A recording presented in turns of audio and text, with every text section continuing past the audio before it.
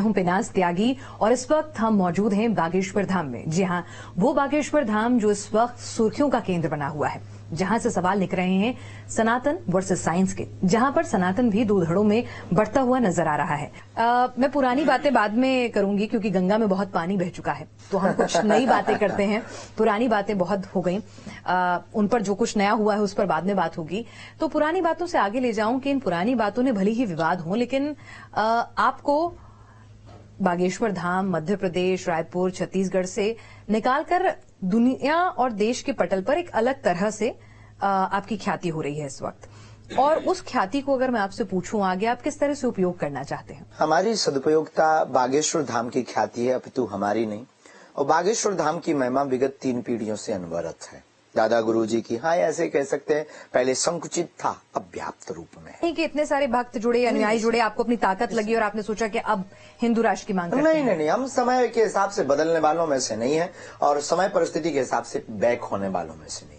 हमारे जीवन के प्रत्येक सिद्धांत अटल रहे हैं और प्रारंभ से रहे हैं। हमेशा हमने सनातन की बात की, हमेशा हमने हिंदुत्व की बात की और हिंदू राष्ट्र की बात की। हिंदू राष्ट्र का मतलब क्या होगा, क्या बदल जाएगा हिंदुस्तान में? क्योंकि आप कह रहे हैं सामाजिक समरसता आए। हिंदू राष्ट्र का मतलब भारत में सामाजिक समरसता हो वो तो अभी भी हमारा संविधान कहता है कि भाई सबको बराबरी का हक है, सारी चीजें बराबर मिले। ये जातिवाद पर लड़ाई क्यों?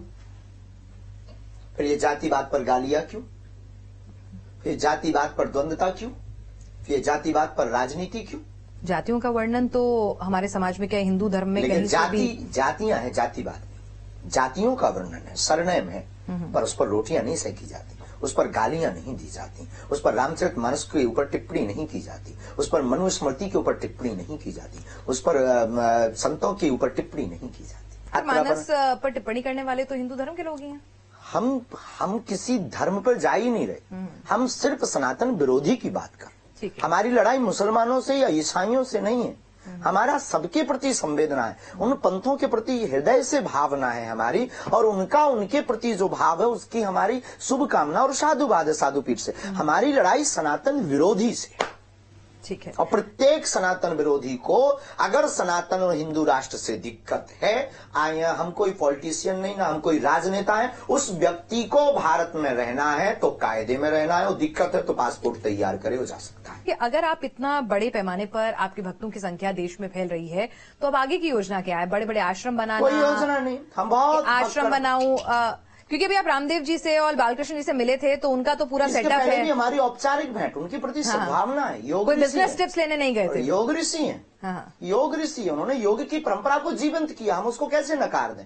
भारत को योग की तरफ, भोग से योग की तरफ कोई ऋषि ले गया है। हमारी औपचारिक हमारी भावना है, हमारा प्रत्येक साधु से हमारा प्रेम, प्रत्येक साधु का आशीर्वाद हम पर है। और हम कोई औपचारिकता, हम कोई बहुत बड़ा बिजनेसमैन, हम कोई बहुत बड़ा मठ मंदिर, हम कोई बहुत बड़ा महंत, हम कोई बहुत बड़ा साधु, आई एम नॉट साधु। पहली बात तो हम कोई साधु नहीं है, कोई महंत नहीं है। और पीठाधीश्वर कोई लिख देता है, कोई कुछ बोल देता है, वो उसकी आस्था है, ना कि हमारी। I am only Dhirendra Krishna, हम केवल धीरेन्द्र कृष्ण हैं और सनातन के पुजारी और बागेश्वर बालाजी के गुरु परंपरा के, ऋषि परंपरा के सेवक। तो हमारी ये औपचारिक भेंट थी। कोई हमारा पर्पस बिजनेस का, पर्पस हमारा पॉलिटिक्स का, पर्पस हमारा मठ मंदिर का कि बहुत बड़ा मठ मंदिर बनाना है, हमारा बागेश्वर धाम की जो बनाना होता तो आज क्यों बनाते? बहुत पहले बनाते, हजारों लाखों लोग बहुत पहले से जुड़े, और ऐसे लोग जुड़े जो एक व्यक्ति ही सब कुछ कर सकता है। हमें इन सब की बहुत मतलब यहाँ पर जैसे मैं एकदम बिल्कुल सब कुछ जैसे चल रहा है वैसे ही देखेंगे। यहाँ पर आने वाले सालों में बड़े बड़े कमर्शियल पूरा इस तरह का आश्रम नहीं होंगे, कोई आके बना ले। अब यहाँ पर बहुत बिजनेस पॉइंट ऑफ व्यू हो रहा है, बाहर से कंपनियां आ रही, बाहर से लोग आ रहे हैं, तो वो होटल्स बना रहे हैं, वो डेवलपमेंट कर रहे हैं, सरकार भी डेवलपमेंट कर रही है, सरकार भी धर्मशाला बना रही है। बागेश्वर धाम के भक्तों के लिए भी टीन सेट बन रहा है, पर कोई ऐसा एक बहुत बड़ा वो नहीं होगा कि बहुत बड़ा आश्रम हो या बहुत बड़ा, ऐसी हमारी भावना नहीं। और बन जाए तो बुराई नहीं, और अगर आपको या किसी को उससे दिक्कत है तो नहीं, सवाल पूछना हमारा काम है तो हम तो पूछ रहे हैं। अभी हमारी कोई ऐसी भावना नहीं, और बन जाए तो दिक्कत नहीं। भावना कभी भी चेंज हो सकती है। हाँ बिल्कुल, मन में कभी भी कुछ भी विचार आ सकता है। हवा है, हवा और वायु, और हवा युवा का उल्टा होता है वायु, अब वो तो कभी भी प्रवाहित हो सकता है। और अगर आप बनवाओ तो I accepted my dear sister, okay जी, हम पे भी इतनी कृपा बरसे कि मतलब हम बनवाने लायक हों। खैर, मैं आपसे एक और सवाल पूछना चाहती हूँ कि जो सवाल हमारे दर्शकों ने जब तमाम जैसे खबरें चली, आपका पिछला इंटरव्यू चला, तो बहुत सारे लोगों ने कुछ सवाल भेजे हैं, वो भी मैं आपसे जानना चाहती हूँ कि आपने कहा कि मैं सिर्फ धीरेन्द्र शास्त्री हूँ, है ना, तो लेकिन आप ये बागेश्वर धाम की पीठ जो है इसके उत्तराधिकारी कैसे बने, ये किस तरह से आपके मन में अध्यात्म की तरफ, क्योंकि आपका मैं पढ़ रही थी, मुझे दुरुस्त कीजिएगा गलत हूं तो, क्योंकि जो भी जानकारी जो हम वेबसाइट से और जुटा पाए हैं तो उसमें ये था कि आप 8वीं तक जैसे स्कूल जाते थे, पर स्कूल से आप तुरंत निकल जाते थे अपने दादा गुरु के पास और उनके सानिध्य में आप ज्यादा रहा करते थे और आपने बहुत कम उम्र में धोती कुर्ता पहनना शुरू कर दिया था। तो कुछ बताएंगे कि कैसे आप, हमारी जीवन की प्रारंभिक यात्रा अध्यात्म से हुई और गुरु चरणों से हुई, दादा गुरु जी के चरणों से। यह आश्रम जो बागेश्वर धाम है अक्खड़ और फक्कड़ है, परंतु यह आश्रम पूज्यपाद दादा गुरु सन्यासी बाबा 3 पीढ़ियों से दरबार लग रहा। स्वयंभू हनुमान जी हैं। पहले सन्यासी बाबा पर कृपा हुई, 5 बार उनको बालाजी के प्रत्यक्ष दर्शन हुए, ऐसा दादा गुरु जी ने बताया। फिर दादा गुरु जी ने दरबार लगाया, उन पर भी कृपा हुई। कहते हैं कि उनको भी श्री हनुमान जी का साक्षात्कार हुआ और उन्होंने 10-11 वर्ष की अवस्था में हमको जो है यहाँ सेवा में लगा दिया। फिर लगातार अनवरत सेवा में 11 वर्ष की अवस्था से हम यहाँ हैं। बीच बीच में कथाओं में जाते रहे, पढ़ाई भी की, अध्ययन भी किया, पर ज्यादा मन हमारा दादा गुरु के चरणों में, बालाजी के चरणों में, अध्यात्म के प्रति, सत्यनारायण कथा वाचना। अभाव का जीवन था हमारा, अभाव के जीवन में सत्यनारायण करना और पुरोहित कर्म करना जो हमारी परंपरा में था, उसका हम निर्वाहन करके अपनी जीविका चलाते थे और ईश्वर का भजन करते थे। मैं पढ़ रही थी कहीं, देखिए जो जानकारी मुझे उपलब्ध है नेट पे, मैं वही आपसे साझा कर रही हूँ, अगर गलत हूँ तो आप उसे दुरुस्त कीजिएगा, कि आपके परिवार ने वो जीवन भी बिताया है जब आपके पास 2 वक्त का भोजन नहीं होता था। ये कोई बड़ी बात आज आप हजारों भक्तों को अपने धाम की रसोई से उनका पेट भरते हैं सुबह शाम। पहली बात तो हम भरते नहीं हैं, क्योंकि हम कोई बिजनेसमैन नहीं है। हमारे पास जो दे जाता है हम प्रेम पूर्वक उसको खुले हाथों से बांट देते हैं। हमारे जीवन की एक बहुत अच्छी आदत है और जो काश सबके अंदर होनी चाहिए, हम अपनी जेब में रुपया नहीं रखते। अच्छा। और ये मत कह देना कि बैंक में रखा होगा। हम अपनी जेब में रुपया नहीं रखते हैं और जो आता है उसको खर्च करने की आदत हमारी बहुत अच्छी और बहुत तरीके से हम खर्च करते हैं। हम कोई भी चीज बहुत महोत्सव से मनाते हैं, चाहे वो कन्या विवाह हो या भंडारा हो। बहुत जरूरत है, जब कभी बहुत चढ़ोतरी आ जाती है, मांगते नहीं है पर कोई दे जाए तो मना नहीं, क्योंकि ब्राह्मण वर्ण व्यवस्था में भी है, तो गुरु के नाते कोई दक्षिणा, गुरु दक्षिणा दे जाता है तो हम सहर्ष स्वीकार करके जेब में रख लेते हैं। पर हमें लगता है आज क्या खिलाया जाए, आज रसगुल्ला खिलाया जाए। अच्छा। मौज हमें खिलाने में बहुत आता। मौज हमें बेटियों के विवाह में पिछले साल थोड़ा सा संकुचित हुआ, क्योंकि वो कम था। इस बार आपके जैसे कुछ लोग आए, उन्होंने कहा गुरुजी आप आज्ञा करो, इस बार फ्रिज की व्यवस्था कर रहे हैं बेटियों को, double bed, sofa, dressing, cooler, पंखा, सोना चांदी का गहना, एक चेक। अच्छा। हाँ, तो हमारी जिंदगी में ये सूत्र बहुत अच्छा है। तो अभाव की जिंदगी रही, लेकिन आज भी हम अभाव में जीते हैं, उसमें हमें बहुत मजा आता है, क्योंकि प्रभाव में हम बहुत ज्यादा रस नहीं ले पाते हैं। फक्कड़पन का जीवन जीना में बहुत अच्छा। अच्छा, ये बताइए कि आपकी माताजी आज आई थी जब हम लोग देख रहे थे, और यहाँ पर तस्वीर भी हम देख रहे हैं, तो जब आप सबके लिए पीठाधीश्वर हो गए, बागेश्वर महाराज हो गए, तो एक माँ के लिए उनका धीरेन्द्र जो है वो कितना बदल गया, या वो वही? नहीं, हमारा जीवन हम किसी के लिए नहीं बदले। एक हमारी ऑन कैमरा हो या हम बाहर लाखों परिवार के बीच में बैठे हो, हमारे सब परिवार हैं, या हम अंदर कमरे में, हमारा स्वभाव और जो अति चंचलता है वो बनी रहती है, बरकरार। माँ से कभी डांट भी पड़ जाती है? तो आज भी, अभी भी रोज खा लेते हैं, सोए नहीं, आंखें लाल हैं, गला बैठ गया, भोजन तो कर, किसके लिए कर रहा, कब तक करेगा, बुढ़ापा जल्दी आ जाएगा, जल्दी खा। और भी वही वो जो माताओं का जो भाव होता, ममत्व होता, वो आज भी डांटना, फोन पर डांटना, आकर डांटना। हमारा ये दुर्भाग्य है कि हम जिस गांव में हमने जन्म लिया, उसी गांव में मतलब ये दुर्भाग्य कि हम माँ की सेवा नहीं कर पाते। क्षमा कीजिए, हमारा दुर्भाग्य कि हम यहीं रहते हुए माँ के पास नहीं रहते, हमसे थोड़ा दूर है माँ। 6 माह हम घर नहीं जा पाते सेवा के कारण, क्योंकि प्रतिदिन हजारों लोग आते। आज टीवी आ गई, आज से नहीं, आज आप लोगों के पास हम पहुंच गए। पहले से ये अनवरत गुरु परंपरा से लोग जुड़े हैं, दादा गुरुजी के समय से लोग जुड़े हैं, तो उनकी हमसे एक भाव जुड़ा हुआ है, उनका हमसे एक कुछ पाने का, बात करने का एक जिज्ञासा जुड़ी हुई, उसको पूर्ण करना एक दायित्व है, गुरु परंपरा का निर्वहन करना। जी, एक चीज पूछना चाहूंगी कि आपके घर में जैसे आपके पिताजी भी थे, आपके और भाई बहन, चाचेरे, ममेरे, मतलब सभी परिवार के लोगों के, तो आप ही इसकी तरफ, अध्यात्म की तरफ झुकते चले गए? कर्मकांड हमारे पूरे परिवार में है। अच्छा। पर हमारा थोड़ा सा हम बीच के बीच कबाड़ी निकले, तो हमें दादा गुरुजी ने ये दरबार की परंपरा, अच्छा, दरबार की परंपरा, जो स्पेशली कृपा कह सकते हैं, तो कर्मकांड तो पहले ही था, लेकिन दादा गुरुजी की ये जो परंपरा है गद्दी की, ये हमको उन्होंने बचपन से दी, दरबार की परंपरा। अच्छा, एक चीज आपके बारे में कही जाती है और दर्शकों ने ही ऑब्जर्व की, तो उन्होंने एक सवाल कहा कि भाई आप इतनी चाय क्यों पीते हैं? जी, आप बहुत चाय पीते हैं, बहुत तो मैंने सुना है। हाँ, खूब, बहुत तो नहीं, पर पीनी नहीं चाहिए। हाँ, लेकिन आप पीते हैं? हम पीते हैं। तो ऐसी आदत कहाँ से लगी? दादा गुरुजी से। हमारे दादा गुरुजी खूब पीते थे, और उन्होंने हमको बचपन में जूठी चाय पिलाई, जो खोपड़ी है नारियल की, उसमें पिलाई, तो वो उस चाय से हमारे गुरु की याद जुड़ी है। तो जिस चाय से अपने जीवन की याद जुड़ी हो, पहला स्टेप, और जीवन के पहले लोग कदापि नहीं भूलना चाहिए, हमें ये लगता है।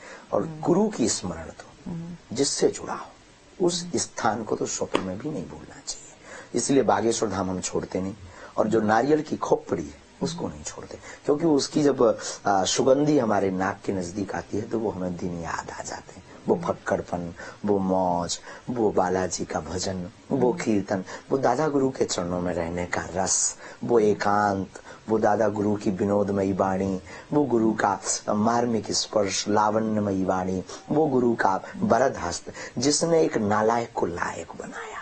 जिसका गुरु बलवान होता है, चेला पहलवान होता है। जी, और इस विवाद के बीच में आपके गुरु जो हैं आपके लिए बिल्कुल ढाल बनकर आगे आए हैं, और उन्होंने कहा है कि चमत्कार आज से नहीं, वो तो पता नहीं कब से कर रहे हैं। पूज्यपाद जगत गुरु भगवान श्री तुलसी पिंडा जी, वो आपके लिए आगे आए हैं। जब शंकराचार्य ने आपके ऊपर सवाल उठाए और तमाम तरह के विवाद उठ खड़े हुए, तो आपके गुरुजी आपकी ढाल बने। ढाल के बन गया है, इसलिए हमारे जीवन से गुरु की याद जाती है, हर पल गुरु की याद।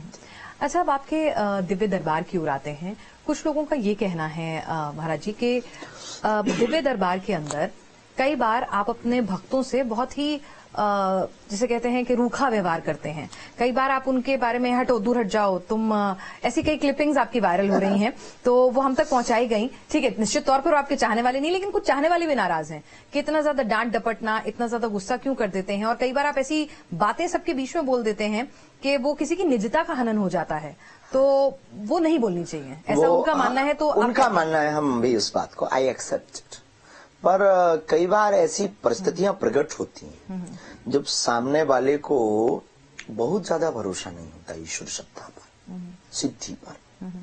उसे लगता है कि जो इन्होंने लिखा या कहा ये तो नॉर्मल ही है, और वो ज्यादा कुरेदता है, वो बहुत ज्यादा ओवर स्मार्ट बनता है, वो बहुत ज्यादा पुश करता है। तब फिर हमें लगने लगता है कि इसको ये भी बताना चाहिए कि इतना ही नहीं, बहुत कुछ है। तो उसको आभास कराने के लिए उसकी निजता का प्रदर्शन करके हमें टीआरपी या लोगों में वाहवाही लूटना हमारा ध्येय नहीं है। अमुक व्यक्ति को सबक सिखाना हमारा ध्येय रहता है। अगर वो अपने आप में बहुत गुरु या बहुत होशियार बनता है, तब उसे बताया जाता है कि भारतीय ऋषि परंपरा क्या है। जी, आपकी आप जो पगड़ी पहनते हैं, कई बार बहुत खूबसूरत पगड़ियां होती हैं, उसके लिए भी बोली लगती है, ऐसा कहा जाता है कि वो पगड़ी पहनाने की बात है। फिर तो लोग कहेंगे कोर्ट के लिए भी लगती है, कल के दिन तो फिर ये भी कहेंगे कि प्रसाद के लिए भी लगती है, और उनसे पूछिएगा कि उन्होंने कितने दिए। जी बिल्कुल, देखिए मैंने कहा ना कि जो सवाल आप उनसे पूछिएगा कि उन्होंने कितने दिए, ठीक है, फिर क्वेश्चन उठाने का उन्हें अधिकार है। एक सवाल यह है कि कुछ लोग कह रहे हैं अब कि आपने कर्ण पिशाचिनी एक सिद्धि का नाम है तो वो सिद्धि आपने हासिल की है। देखिए, भारत के इतिहास में कोई ना कोई बात ऐसी उठाई जाए जो उससे मैच करती है। कर्ण पिशाचिनी एक पिशाचिनी है, और हमारे गले में किसका चित्र है? हनुमान जी। 24 घंटे रहते हैं। मुगदर किसकी? हनुमान जी की। धाम किसका? बालाजी महाराज। बालाजी महाराज का। और हनुमान जी के लिए लिखा क्या, भूत पिशाच निकट नहीं आवे, महावीर जब नाम सुनावे। तो जब पिशाच या पिशाचनी निकट नहीं आवे, महावीर का जब नाम सुना, तो या तो पिशाचनी नहीं है या हनुमान जी नहीं। चलिए, जवाब तो उन तमाम लोगों को मिल गया जो कह रहे हैं कर्ण पिशाचनी सिद्धि के बारे में। अच्छा, आप कहते हैं कि आप पॉलिटिक्स से दूर रहना चाहते हैं। आपने अभी भी कहा कि पॉलिटिक्स से आपका कोई लेना देना नहीं, लेकिन आप हर पॉलिटिकल मुद्दे पर आपके बयान जरूर आते हैं। नहीं, जैसे आपने जब आफताब और श्रद्धा का मामला हो रहा था तो उसमें आपने कहा ये देश की अस्मिता की बात थी, कोई पॉलिटिकल नहीं था कि वोट फॉर कोई पार्टी के लिए। आपके पास ही तो आएगा। अच्छा, तो आपको तय है कि ये होके रहेगा? ये होके आज नहीं तो कल। अच्छा, ओके रहेगा।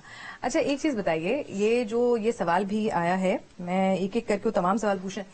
आपकी शादी को लेकर भाई इतनी जिज्ञासा है, आपकी माताजी भी कहती होंगी कि अब तो ब्याह कर लिया जाए। कहती तो है, तो उसको लेकर कुछ मन बनाया? बहुत पुराना विषय है, लेकिन उसको लेकर आप कुछ पुराना हो गया तो आप कुछ इस दिशा में काम होना शुरू हुआ? कुछ ऐसा तो नहीं। माता पिता जहाँ आज्ञा देंगे वहाँ साथ। आपकी कोई पसंद कि भाई मेरी पत्नी आध्यात्म से जुड़ी हो, वो भी पहली बात तो हमारे माँ बाप सक्षम है, वो ऐसे ही देखेंगे। हमें अपने माता पिता पर पूर्ण भरोसा है, और माता पिता धरती के भगवान है। तो आपकी अपनी कोई पसंद नहीं? हमारी कोई पसंद नहीं, माता पिता की पसंद हमारी पसंद। अब उनकी पसंद, गुरु की पसंद में हम क्या बोलेंगे? गुरु जो चुनेगा हमारे लिए बहुत अच्छा चुनेगा। अच्छा, तो शादी कैसी होगी, सादगी से या पूरी धूमधाम से? जैसी व्यवस्था होगी। जैसी व्यवस्था होगी। आपकी आप अगर आएंगे कुछ दक्षिणा लेकर तो धूमधाम। अच्छा, दक्षिणा लेके जरूर आना है। बिल्कुल, तब तो धूमधाम से होगी, नहीं तो फिर फक्कड़ बाबा हैं तो वैसे ही हो जाएगी। अच्छा, आप सुन रहे हैं, अभी भक्तों से बात हो रही थी, ये मुझे नहीं समझ में आया, क्योंकि आज मैं दिन भर आपसे जब मिलने के लिए इंतजार कर रही थी, तो कई भक्त कह रहे थे, नाराज हो रहे थे कि भाई मेरा तो 12 अर्जी के बाद नंबर नहीं आ रहा है, और वो बहुत गुस्सा होकर जा रहे थे। कुछ कह रहे थे मेरा 2 ही अर्जी में नंबर आ गया। तो ये जरा अपने भक्तों का ही, अपने जो चाहने वाले हैं उन्हीं का कंफ्यूजन दूर कर दीजिए कि नंबर कैसे आते हैं। तो का नंबर डलता है, उसमें जिनका नाम कन्या के हाथ से निकल आवे उसके नाम की अर्जी लगती है, और लाखों लोग आते हैं, सबको मिल पाना असंभव है, सबका पर्चा बना पाना असंभव है। जिनकी प्रेरणा बालाजी कर देते हैं उनकी लगा देते हैं, परंतु महिमा यहाँ पर्चे की नहीं। यहाँ हम आगे नारियल बांध दिया, पेशी प्रारंभ कर दी, बालाजी लीला कर देते हैं। अच्छा महाराज जी, बताइए कि शंकराचार्य जी आपसे इतने नाराज क्यों हैं? नहीं तो वो तो बार बार, एक बार नहीं बार बार, अगर उनसे जाके पूछो, हमारी कोई उनसे खुन्नस नहीं है, क्योंकि हम शंकराचार्य नहीं। वो कह रहे हैं कि अगर इतने चमत्कारी हैं तो जोशी मठ को बचाकर दिखाते। साधु संत पर हमारी कोई टिप्पणी नहीं है, वो हमारे शंकराचार्य हैं, उन पर टिप्पणी नहीं है। कोई और होता तो कहते कुछ। अच्छा, तो और जो आपके खिलाफ जो तमाम सनातन धर्म के लोग भी कई हैं जो आप पर सवाल उठा रहे हैं कि देवकी नंदन जी से हम इंटरव्यू ले रहे थे, उन्होंने कहा कि ठीक है, आप वो भी कथावाचक हैं और वो भी चमत्कार कर सकते हैं, पर वो कथावाचक रहना ही पसंद करेंगे। तो क्या एक कथावाचक को इस तरह के चमत्कार करने चाहिए, इस तरह के दरबार लगाने चाहिए? अगर कृपा है तो करना चाहिए, अगर आपके पास सामर्थ्यता है पत्रकारिता की तो दिखानी चाहिए, नहीं तो वो कला, वो कृपा शून्य होकर के एक दिन चली जाएगी शरीर के साथ। अगर कृपा है तो दिखाने का अधिकार सबको, कौन सा पैसा लगता है। तो ये बताइए कि इतने सारे लोग यहाँ पर, जो एक तमाम तबके में चिंता है, और जो मैं आपको बताऊं, आज जब मैं लोगों से मिली, ठीक है, आपकी आस्था, आपके लोगों के मानने वालों का पूरा सम्मान है और पूरा उन लोगों की अपनी आस्था होती है, उनको निजता का हक है, लेकिन बहुत सारे लोग ऐसे मिले जो कहते हैं कि भाई हमने दरबार आके दवाई खाना छोड़ दिया। हम दरबार आए, भभूत खाई, चमत्कारिक भभूत आपने सिद्धि करके भभूत दी, और उसके बाद हमने दवाई खाना छोड़ दिया। उनका भरोसा था कि वो ठीक होने लगे और उन्होंने दवाई खाना छोड़ दिया। तो इस तरह से क्या दवाई खाना छोड़ना? हम कभी विज्ञान औषधि के खिलाफ नहीं है, हम औषधि के सपोर्ट में, इसलिए कैंसर हॉस्पिटल बनाए और इसीलिए हमने यहाँ पर आयुर्वेदिक औषधालय खुलवाया है सरकार से प्रार्थना करके। तो क्या ये कहीं एक डिस्क्लेमर, कहीं कुछ आप जब दरबार लगाते हैं बोला जाना चाहिए? हम बोलते हैं कि दुआ और दवा दोनों की आवश्यकता, और बहुत से ऐसी वीडियो क्लिप है जिसमें आपको ये मिल जाएगा। और भूतों को भगाने का जो दावा है, तो उसको लेकर आपकी बहुत आलोचना हो रही है कि आप जादू टोना फैला रहे हैं। भूत पिशाच निकट नहीं आवे, महावीर जब नाम सुनावे। आलोचना फिर गोस्वामी जी से शुरू करनी चाहिए, हनुमान चालीसा से शुरू करनी नहीं, तो हनुमान जी का नाम लेके ही निकट नहीं आ रही है। तो उन्हीं का नाम लेकर के हम तो दूर करते हैं। एक होता सूक्ष्म जगत, एक होता, देखो, एक भौतिक विज्ञान, एक आध्यात्मिक विज्ञान, और दोनों अपने आप में बहुत महान है। और तीसरी बात, नेगेटिविटी जो एनर्जी है, पॉजिटिव जो एनर्जी है, इन दोनों की लड़ाई है। तो नकारात्मक ऊर्जा से जो भरा रहता है उसको हनुमान चालीसा की प्रार्थना करके, चौपाइयों का जो मंत्र विद्या है, जो ऋषि परंपरा है, उस ईश्वर से हम प्रार्थना करते और भगवान की कृपा से, हनुमान चालीसा के प्रभाव से वो ठीक हो जाता है। हम कभी कोई दावा नहीं करते हैं कि हम भूत भगाते हैं, हम प्रेत भगाते हैं, हम कोई जादू टोना नहीं जानते हैं, हम कोई मंत्र ओझा नहीं जानते हैं, हम हनुमान चालीसा का पाठ जानते हैं और हमें अपने इष्ट के प्रति भरोसा रहता है कि जो आता है हनुमान चालीसा के प्रभाव से, उसकी जो नकारात्मक, जो उसके दिमाग में बात है, तो जो एनर्जी है नकारात्मक ऊर्जा, वो ठीक हो जाती है। और अगर ये ठीक हनुमान चालीसा से हो रही, उसे कहीं से आराम नहीं मिल रहा, दवा से आराम नहीं मिल रहा, वो सालों से प्रताड़ित है, इसमें बुराई क्या है? और ये क्वेश्चन तो कभी हरिउल्लाह वालों से भी पूछना चाहिए। नहीं, उनसे भी किया जाता है, मैं आपको बताऊं कि उनसे भी किया जाता है, लेकिन इतना बवाल तो नहीं हुआ। अगर हनुमान जी अगर भूत पिशाच भगा सकते हैं, ऐसी आस्था हिंदुओं की और आपकी है और आप यहाँ आने वाले भक्तों की है, तो जो ईसाई मिशनरीज या और लोग जब इस तरह के, लेकिन हम कभी इसके नाम पर धर्म परिवर्तन नहीं करवाते। नहीं, आपने तो अपने मंच पर करवाया, घर वापसी करवाई, परिवर्तन तो हुआ ना। घर वापसी करवाई, परिवर्तन उसे कहते हैं जो दूसरे धर्म में ले जाए। हमने तो घर वापसी हिंदू का हिंदू बनाया, नाम बदल दिया। कैसे नाम बदल दिया? फिर वही बात करेंगे आप, क्यों? जो सनातनी था उसको वापस बुलाया है। अरे भाई, सनातनी ने अपनी मर्जी से मुसलमान बना। हाँ, तो हमने ये तो कहा नहीं कि हमने उनको जबरदस्ती तो बुलाया है। तो वो भी जबरदस्ती नहीं बनवा रहे धर्म पर। आपको मतलब ये तो फिर ये वाली बात हुई, जब मैं करूं तो सब ठीक, और जब दूसरा करे तो सब गलत। आप वो करे समझ तो उल्टी आ रही है यहाँ पर, आपकी समझ बहुत उल्टी है। हमने कभी किसी धर्म परिवर्तन नहीं करवाया, हमने कभी किसी को चमत्कार दिखा करके परेशान नहीं किया, हमने कभी चमत्कार दिखा करके किसी से पैसा नहीं ठगा, हमने कभी ये नहीं कहा कि हमारे छूने से 25 लोग ठीक हो जाएंगे या भूत भग जाएंगे, हमने कभी ये नहीं कहा कि हमारे छूने से तुम्हारा कैंसर ठीक हो जाएगा। हम अपने इष्ट से प्रार्थना करते हैं, तुम कर्म करो कृपा होगी। तो वो भी यही कहते हैं कि ठीक है, हम ये करते हैं तो फिर कोई बुराई नहीं, ये करते हैं तो कोई बुराई नहीं। वो जब कर रहे हैं तो आप ये क्यों कह रहे हो कि मंच पे धर्म परिवर्तन करा रहे हैं? वाह, ऐसे कई लोग हैं, हम नहीं कह रहे, लोग कह रहे हैं। हमारे पास तो वीडियो क्लिप है, उनके वो हैं, वाइट हैं, लोग कह रहे हैं, हम नहीं कह रहे। नहीं, आप इतने बड़े संत हैं, हम नहीं करके नहीं कहेंगे। अब हम तो जो भी बोलेंगे एकदम सत्य बोलेंगे, जिसका प्रमाण हमारे पास होगा। उनकी हमारे पास बाइट हैं जिन्होंने कहा कि हमको झूठा फरेब में नहीं, ऐसी बाइटें तो ऐसी भी हैं जो आपके खिलाफ भी इस तरह की बातें करती हैं, तो क्या उन्हें सच मान लिया जाए? अगर लोग कहेंगे तो मानेंगे सच। आप कैसे सच मानकर प्रश्न लेकर चले आए? नहीं, जो आपने कह दिया कि 500-2100 लगता है। हमने आपसे सवाल पूछा, धाम से नहीं लगता है। हमने सीधा पूछा, हमने उसी शख्स से पूछा जिसके लिए सवाल उठ रहे थे। तो हमने जवाब दिया, तो हमने बिल्कुल उसे स्वीकारा। और हमने इसका भी जवाब दिया कि बागेश्वर धाम पर हम कोई जादू टोना नहीं करते, कोई जादू टोना या तंत्र नहीं करते। हनुमान चालीसा का पाठ करते हैं, अपने इष्ट से प्रार्थना करते हैं।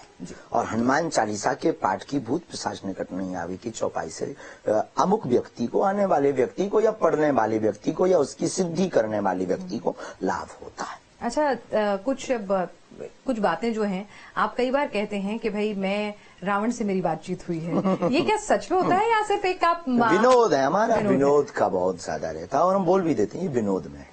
जैसे कोई कभी कल्पना करके बोल देता है कि आज मैं चांद पे गया, तो क्या वो गया? क्या उस पर कभी नहीं? विनोद। तो हमने भी विनोद में समझाने के लिए, लोगों को जोड़ने के लिए कि समझ आपको कैसे आए। हम तो कोई शुगर को शक्कर कह रहा, कोई खांड कह रहा, कोई चीनी कह रहा, जैसे व्यक्ति को भाषा समझ में आए वो समझाने का एक विनोद। अच्छा, आप फिल्मों में कहते हैं कि फिल्में जो हैं, बॉलीवुड जो है वो बाकायदा पैसे लेकर मतलब टारगेट करता है सनातन धर्म को, इस तरह की पिक्चरें बनाता है। आपने देखी? आप देखते हैं? कभी कभी। तो कौन सी फिल्म आपको लगी कि सनातन पर अटैक है? बहुत सी। जैसे भगवान के गाल में वो लगाने वाली एक फिल्म, भगवान को गाल में लगाने वाली एक फिल्म है, वो एक कोई छिनगा सा, नाटा सा, मुंडा सा, वो उसकी फिल्म। हाँ, पीके। हाँ, ये फिल्म। तो उसमें तो और हर फिल्म में साधु संत को ढोंगी पाखंडी दिखाना, अनेक फिल्मों में। और साधु संतों को तांत्रिक दिखाना, साधु संतों को मवाली फदाली दिखाना। तिलक लगाए हुए ही गुंडा तुम्हें मिलेंगे, बाकी टोपी वाले बहुत शरीफ मिलेंगे। तो मैं एक और सवाल आपसे पूछ रही हूँ कि कई लोग कहते हैं कि हिंदू धर्म में और दूसरे धर्मों में यही खूबसूरती है कि दूसरे धर्मों में जरा सी भी सहिष्णुता नहीं है और हिंदू धर्म में सहिष्णुता है। इसीलिए तो हम आज तक गाली सह रहे हैं। रामचरितमानस को फाड़ा जा रहा, अब राम मंदिर का मुद्दा बनाया जा रहा, राम मंदिर का बार बार सबूत हम उस धर्म से आते हैं जब भगवान कृष्ण ने आप हमारी पूरी बात सुनिए। बार बार सबूत मांगा जा रहा, बार बार रामन जी की जो यात्रा निकलती उस पर पत्थर फेंके जा रहे। कितना सहे, कितनी बार सहे। पालघर के संतों को पीटा जा रहा, मारा जा रहा, कितना सहे, कितनी बार सहे, और कब तक हम सहते रहेंगे। इस पर कभी बात नहीं हुई, न इस पर कभी चर्चा हुई, न इस पर किसी को ध्यान है। अगर ये बात बोलो तो कहते हैं कि आप तो भड़काऊ बातें बोल रहे हो, और आप तो एक तरफा बात, आप करो तो सही, वो करें तो गलत, आप ये बोल रहे हो। नहीं, देखिए मेरा कहना है, पहली बात, अच्छा तो पालघर की जो साधु मरे वो ठीक, वो भी गलत था, वो भी गलत है, और उसके खिलाफ पूरी कानूनी कार्रवाई हो रही है। देश में संविधान है जिसके लिए कार्रवाई हो रही है। आपकी मैं तारीफ करूंगी कि आपने तमाम सवालों का पूरी बेबाकी से जवाब दिया, और सवाल पूछने का मकसद सहा हमको, हम आपको भी नहीं, बिल्कुल नहीं सहा। आप मेरे मेहमान हैं और मुझे खुशी है इस बात की। अभी बागेश्वर धाम आए, आप हमारे मेहमान। हम जब आपके स्टूडियो में जुड़ेंगे तब तो आप हमारे स्टूडियो कब आएंगे? हम आपको पिछली बार भी न्योता दिया, आपने कहा मैं यहाँ आऊँ, अब मैं यहाँ आ गई हूँ, अब अगली बारी आपकी है। लेकिन लाइव करने नहीं आएंगे, पर घूमने आएंगे। चलिए आइए, बिल्कुल आइए। हमारी शर्त है कि हम स्टूडियो में बैठे, बिल्कुल इंतजार रहेगा, और एक बार फिर से आप आए। और लेकिन ये तय है कि सनातन धर्म के लोग बहुत ही सहनशील होते हैं। चलिए ठीक है, तो आपकी बातें आपने, और बिल्कुल आपने तमाम बातों का बेबाकी से पूरा उत्तर दिया। किसी भी सवाल को आपने ये नहीं कहा कि मैं जवाब नहीं दूंगा या उसको पास करूंगा। और ये तमाम जो लोग हैं जिन्होंने सवाल उठाए थे, मेरा मकसद यही था कि वो तमाम सवाल जो हैं वो आपके सामने रखूं, ताकि लोगों को पता चले उस पर आपकी सोच क्या है। यहाँ पर मैं सिर्फ सोच स्पष्ट है, सनातन। ठीक है, आपका बहुत बहुत शुक्रिया महाराज जी।